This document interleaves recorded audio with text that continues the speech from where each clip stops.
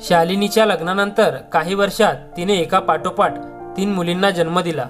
ती चौथ्यांदा पुन्हा गरोदर असताना तिच्या सासूबाई म्हणाल्या की यावेळी तुला मुलगी झाली तर मी तुला घरातून हाकलून देईन। सासूच्या अशा बोलण्यामुळे शालिनी दिवस रात्र दुखी असायची। त्यामुळे ती देवापाशी प्रार्थना करायची की देवा यावेळी मला मुलगाच होऊ दे।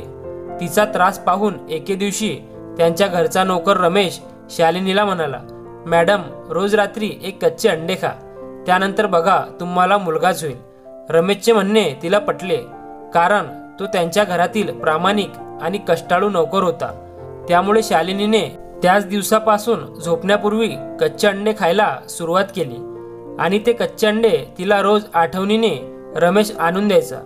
पण प्रसूतीच्या वेळी बाळ जन्माला आले तेव्हा बाळाला पाहून तिच्या पायाखालची जमीनच सरकली, कारण ते बाळ त्यांचा नोकर।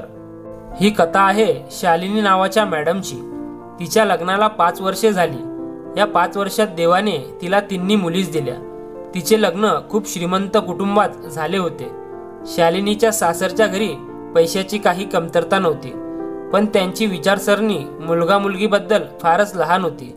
घराचा वंश वाढवण्यासाठी त्यांना मुलगा हवा होता। देवाने तिला 3 मुली दिल्या होत्या, पण तिच्या घरातल्या लोकांना मुलगाच हवा होता। स्त्रीकडून लोकांच्या अपेक्षा कधीच संपत नाही असं म्हणतात, हे खरे आहे। आधी चांगले शिक्षण करा, मग दिसायलाही सुंदर असावे। त्यानंतर तिचे लग्न होते आणि लग्नानंतर लोक विचारू लागतात की आई कधी होणार, आणि ती आई झाल्यावर मुलाची आई झाली आहे की मुलीची, असे प्रश्न उपस्थित होतात। आणि जर तिला मुलगी झाली तर हिला मुलगा का होत नाही? मग तिला आयुष्यभर हेच करण्यात आणि ऐकण्यात घालवावे लागते। लग्नानंतर देवाने शालिनीला 3 मुली दिल्या होत्या, पण तिच्या सासरच्या घरातील लोक तिच्या मुलीवर अजिबात खुश नव्हते। हे लोक म्हणायचे की या घरात मुलगी असेल तर मुलगा झालाच पाहिजे, तरच या घरात तुझ्या मुली आणि तुझा मान सन्मान राहील। मुलगा होत नसल्यामुळे तिला सासरच्या लोकांचे खूप ऐकावे लागायचे। त्यांच्या घरात एक नौकर होता, त्याला घरातील सर्व लोक रमेश नावाने हाक मारायचे। तो एकच व्यक्ती असा होता की शालिनीच्या वेदना आणि दुःख समजावू शकत होता। जेव्हा ती दुखी असायची तेव्हा तो तिला समजावून सांगायचा, काळजी करू नका मॅडम, तुम्हाला मुलगी झाली तर मुलगाही होईल, फक्त धीर धरा आणि देवावर विश्वास ठेवा। तिला त्याच्या बोलण्याने आधार मिळायचा। त्या घरात तिच्याशिवाय तिच्या 3 मुलीवर कोणीही प्रेम करत नव्हते। तिची सासू तिला म्हणते, तुझ्या मुली एवढ्या नशिबवान आहेत तर त्यांना भाऊ का नाही होत? त्यांना भाऊ असेल तरच या घरात त्यांचा सन्मान राहील।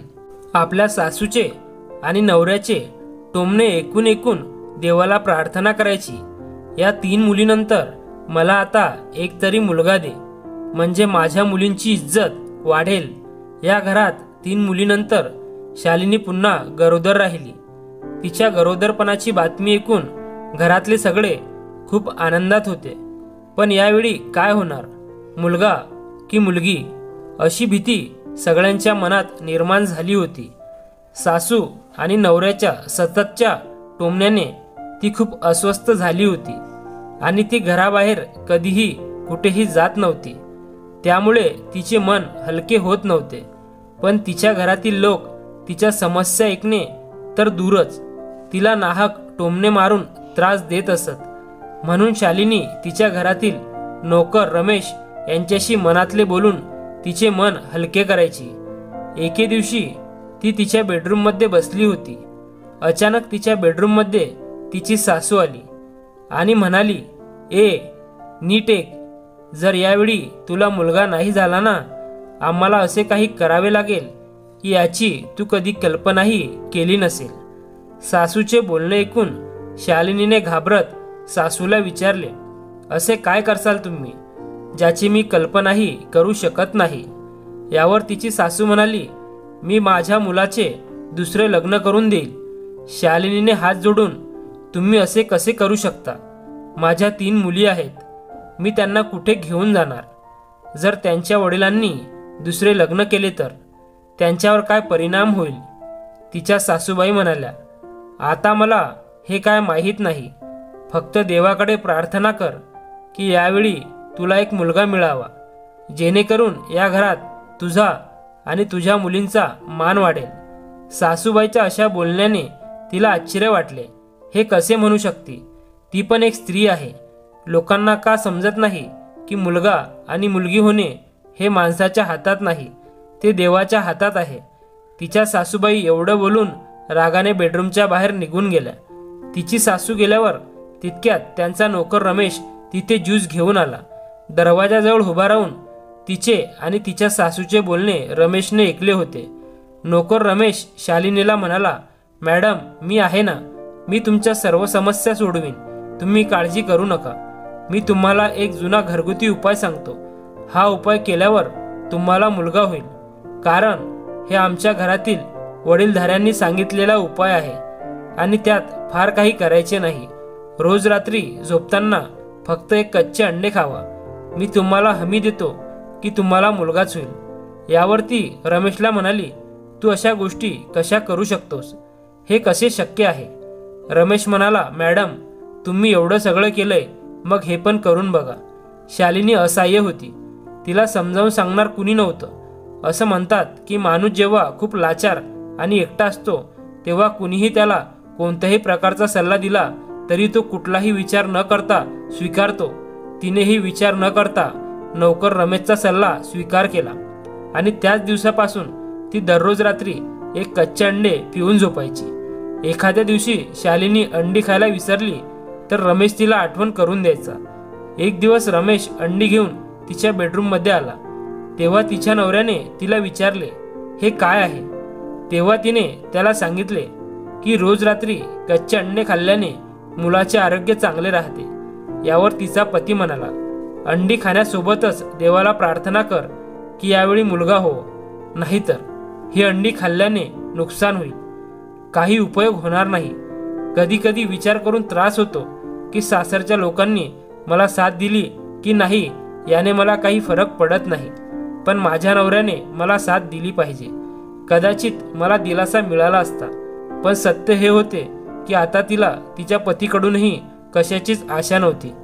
त्याने तिला त्याची जीवनसाथी नसून एक मूल निर्माण करणारे यंत्र मानले होते. तिच्या पतीला तिच्याकडून मुलगा हवा होता. ती यावेळी सतत देवाकडे प्रार्थना करत होती की तिला मुलगा व्हावा, म्हणजे ती तिच्या पतीकडे मुलगा सोपवून सांगू शकेन की तुला काय हवे आहे, तू मला मिळालास, मला तुझ्याकडून काही अपेक्षा नाही, आपण फक्त नावापुरतेच नवरा बायको आहोत. मी या दिवसाची वाट पाहत होते. तिला त्याला सांगायचे होते की या 5 वर्षात तिने सर्व काही सहन केले, कारण ती 3 मुलीची आई आहे. पुरुषाकडून स्त्रीचा आदर होतो हे खरे आहे. जर ती मुलाची आई झाली तर तिला जास्त मान मिळतो, पण आता तिच्याकडे देवाचा आशीर्वादाशिवाय काहीही नव्हते. ती काहीही करू शकत नव्हती. आणि खरे सांगायचे तर कोणतीही स्त्री मुलाला किंवा मुलीला जन्म देऊ शकत नाही. जे आहे मिळेल त्यातच तिला समाधान मानावे लागते. पण आजपर्यंत कोणीही तिला समजून घेतले नाही. आता तिला रमेशने सांगितलेल्या उपायाचा फक्त आधार होता, ते म्हणजे अंडी, जी ती रोज रात्री झोपण्यापूर्वी खायची. एक दिवस तिने तिच्या नवऱ्याला विचारले की या वेळेसही जर मला मुलगी झाली तर तुम्ही खरेच दुसरे लग्न करसाल का? यावर तिच्या पतीने एक क्षण तिच्याकडे पाहिले आणि म्हणाला, या घरात माझी आई राज्य करते. जर तिने मला तुला सोडून दुसरं लग्न करायचं म्हटलं तर मी करेन. शालिनी आतून खूप रडत होती आणि वेदनादायक आवाजात म्हणाली, ठीक आहे, तुम्हाला जो योग्य वाटेल ते करा. ती तिच्या तोंडाने हे बोलली होती, पण या गोष्टींनी तिच्या मनात घबराहट निर्माण केली. त्याच वेळेस तिला प्रसूतीच्या कळा येऊ लागल्या. तिला पटकन दवाखान्यात नेले. काही वेळ वाट पाहिल्यानंतर तिने एका पाठोपाठ गोंडस बाळाला जन्म दिला. पण जेव्हा तिने तिच्या बाळाला पाहिलं तेव्हा तिच्या पायाखालची जमीनच सरकली, कारण ते बाळ पण मुलगीच होती. ती तिच्या मुलीला पाहून खूप रडायला लागली. तेवढ्यात अचानक एक बाई तिथे आली. तिच्या हातात एक बाळ होतं. ते बाळ म्हणजे मुलगा होता. तिने तिच्या मुलाला शालिनी जवळ टाकले आणि शालिनीच्या मुलीला तिच्या छातीजवळ उचलून घेतले. हे पाहून शालिनी आश्चर्यचकित झाली. तिने या बाईला कधीच पाहिलं नव्हतं. ती शालिनीला म्हणाली, मी तुमचा नोकर रमेशची बायको आहे.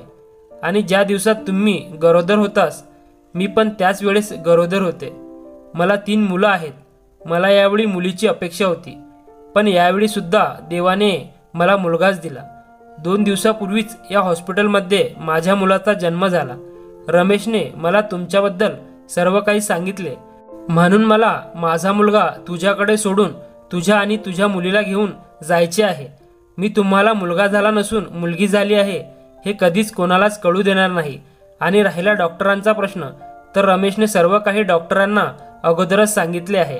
डॉक्टर तिथे उभे राहून सर्व ऐकत होते. हे त्यांनीही मान्य केले. ते म्हणाले, हो, रमेशने मला आधीच सर्व काही सांगितले आहे आणि असे केल्याने जर कोणाचा संसार मोडण्यापासून वाचू शकत असेल तर त्यात काही नुकसान नाही, कारण मी एक डॉक्टर आहे आणि असे केसेस मी रोज पाहतो. जेव्हा शालिनीच्या पतीला आणि सासूला कळले की तिने एका बाळाला जन्म दिला आहे आणि ते पण मुलाला, तेव्हा त्यांचा आनंद गगनात मावेनासा झाला. त्यांना खूप आनंद झाला. दवाखान्यातून घरी गेल्यावर शालिनीचे एखाद्या महाराणीसारखे स्वागत झाले आणि सर्व काही पाळले गेले.